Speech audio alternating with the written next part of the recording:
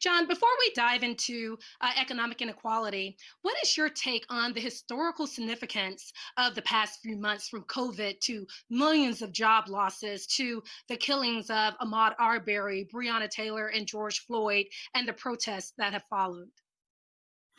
Well, it's been an extraordinarily, difficult, heartbreaking time. And, to see so many people lose their jobs, to see the markets collapse the way they did, it's just been remarkable. I think it must be very much like 1968 when we had all the horrible riots after Dr. King's death. And then, of course, when we got into what happened with Bobby Kennedy, and that whole year was just so extraordinarily heartbreaking for our country. This is a similar type of a period for us. When you put together the COVID and the race issues, none of us are resting. None of us are relaxed. There's just stress everywhere. Interesting similarities to 1968, a very hot year, regarding the assassinations and unrest. But does this feel different in terms of any change that we may see from this? Will the change, is it fleeting or is it sustainable? I'm hopeful this is going to be sustainable for a couple of reasons. I'm having lots of great conversations with many, many CEOs from companies that we've invested in to CEOs of the boards that I'm on and that Melody Hobson is on. And we're hearing that they're really serious about change and asking for advice, asking for counsel, and truly listening, which is something that is unique this time. The other thing that's really important,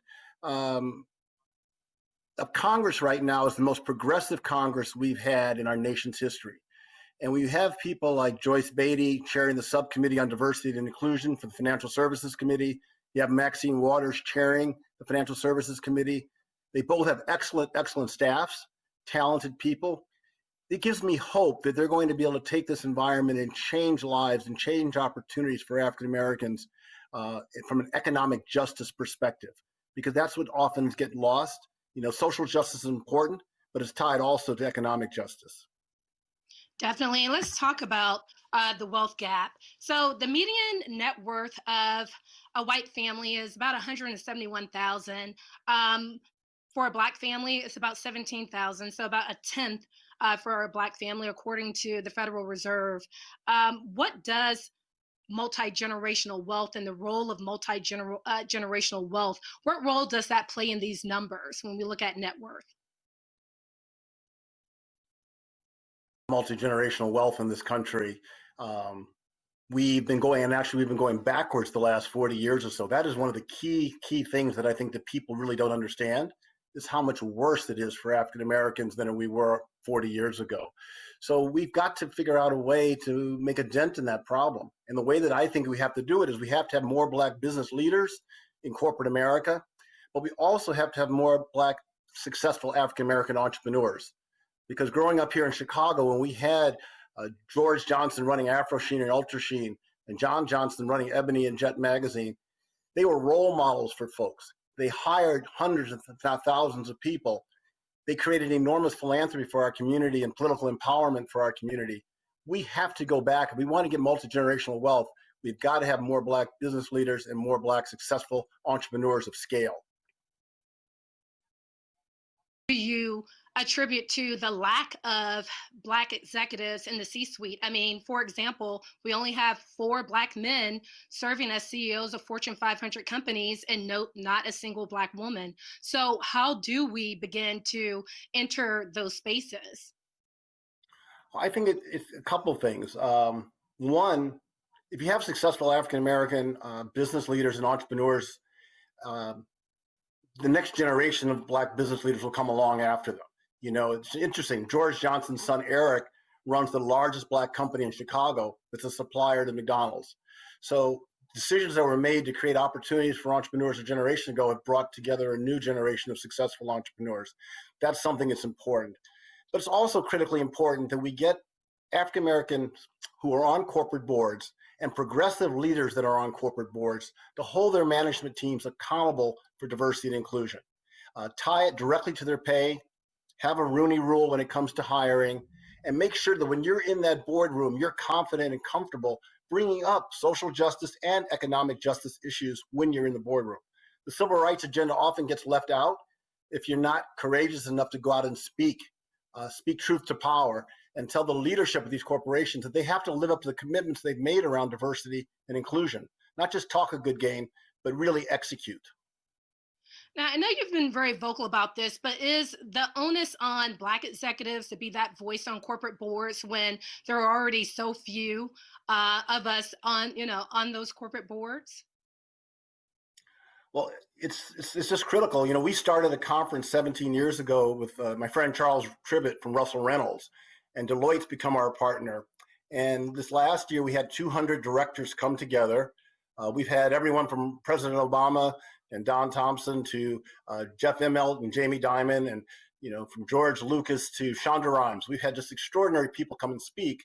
But most importantly, every year we have what we call the conscience of the conference. Harry Belafonte, John Lewis, Andy Young, Reverend Jackson, Reverend Sharpton, people who actually have dedicated their lives to social justice and economic justice. And they're there to remind all of us that are fortunate to be in the boardroom of the sacrifices that went from prior generations who sacrificed their lives and risked everything to get these doors open for us. And the commitment that they expect of all of us to get in there and fight and fight and fight and speak up, even when you're the only one in the room, even when it's uncomfortable to do, when you see what the kind of risk that John Lewis took, and getting his head bashed in, marching, we realize that we as African Americans on corporate boards have a responsibility to speak up and make a difference. Mm-hmm.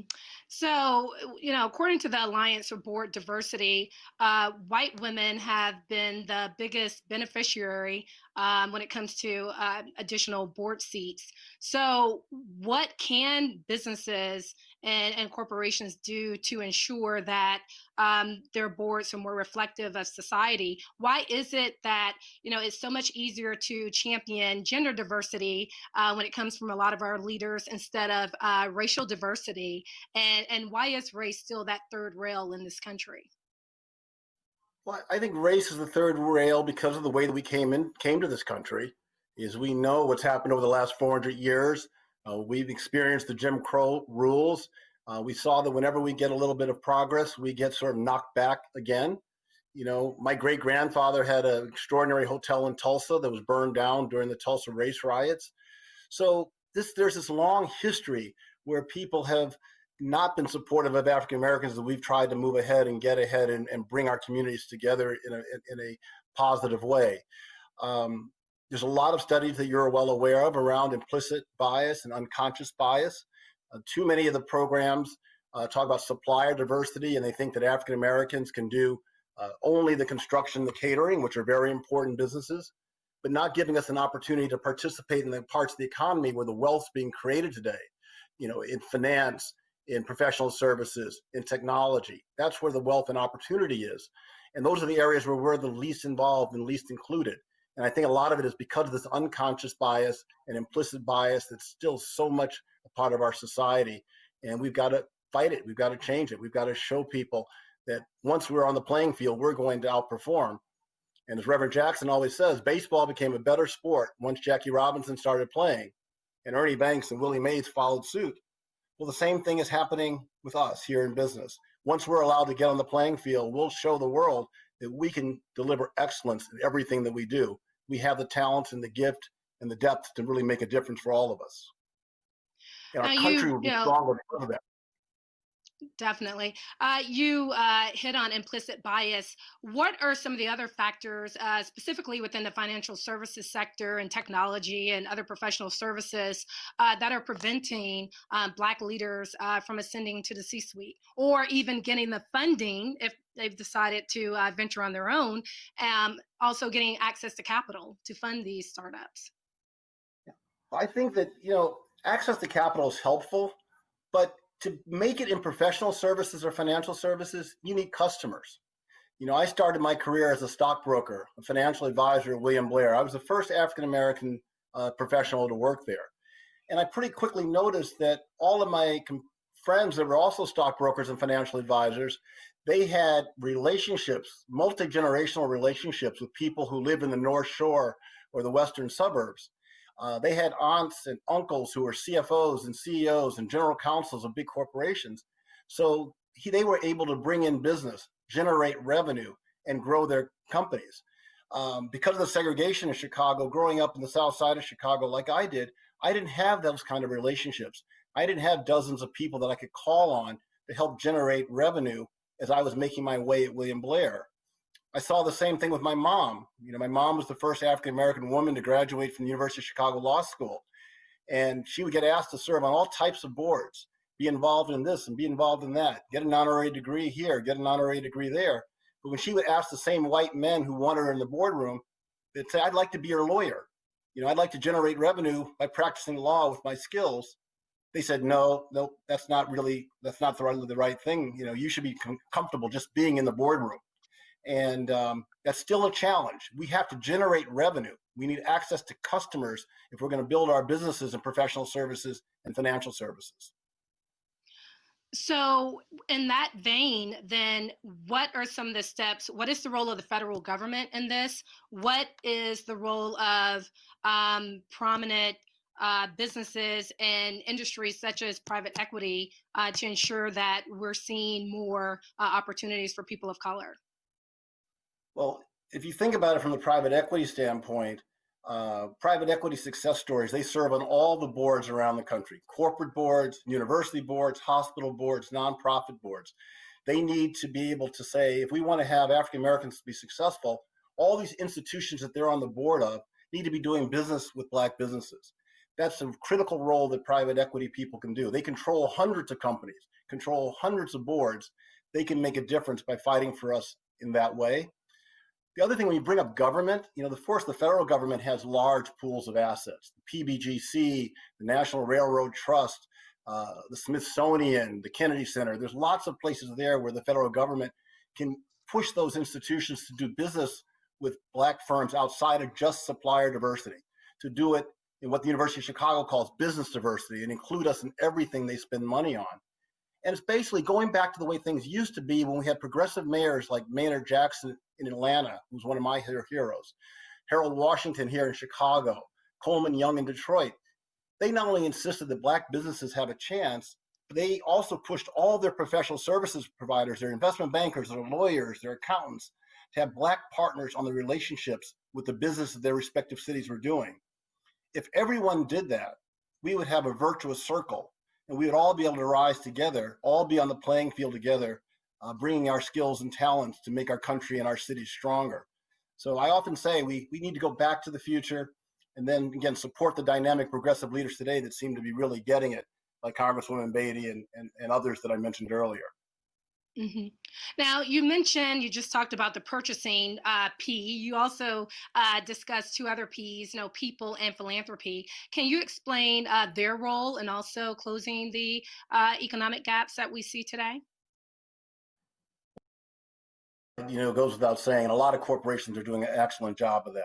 They're starting to understand that they need to give more of their philanthropic dollars to civil rights organizations that care about not only social justice, but economic justice. National Urban League, Rainbow Push, National Action Network, all of those giant organizations that make such a difference for our communities. So I think they're getting the philanthropy. On the people side, we just have to make sure that we're doing a much, much better job of holding managements accountable for the lack of diversity in the C-suite. And you have to tie compensation to it. There are some places that do a great job of that. Northern Trust Bank here in Chicago, Regions Bank. You have Exelon Corporation, McDonald's are doing an excellent job of really making sure that they're bringing diversity into the largest levels of their organization. So I know kind of my hometown who's doing it the best, and I'm sure I'm missing somebody, but we have to celebrate those companies and those leaders that are willing to make a difference. And then we have to challenge those that are not making a difference. Now, before we go, I just want to touch back on Black Wall Street, and you mentioned your grandfather, J.B. Stratford. Can we recreate Black Wall Street today in this country, in today's economy? I think we can. If we get our anchor institutions to celebrate Black business leaders and work with Black businesses, as I've been mentioning today in this interview.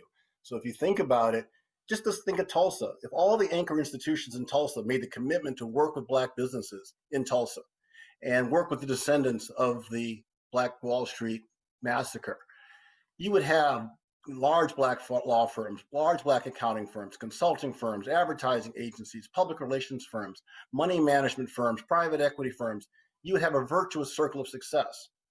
Every city can do that. If the anchor institutions, the corporate leaders, the hospitals, the museums, and the universities push everyone to do business with each other the way our progressive mayors used to 40 years ago.